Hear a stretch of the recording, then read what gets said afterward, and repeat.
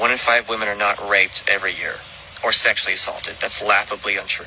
That statistic came from an old study where it was a college campus study, where what they did is they called all the girls at college campuses. It wasn't even in person. It was through a phone call.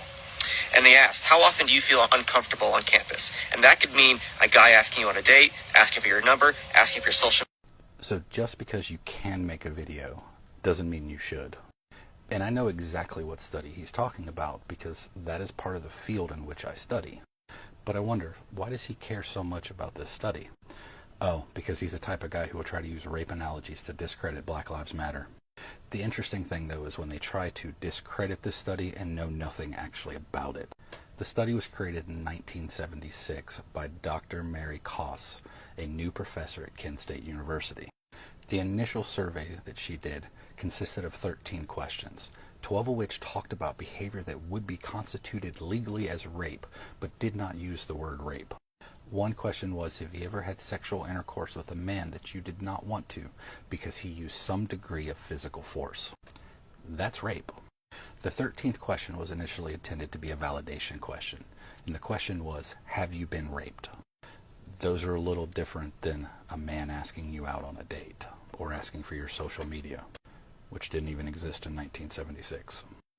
The study was conducted with 3,800 female college students at Kent State University, and this showed an alarming trend that Koss referred to as the hidden rape victim, in which someone would answer yes to a question that shows they had legally been raped, but still answer no to the question of have you been raped.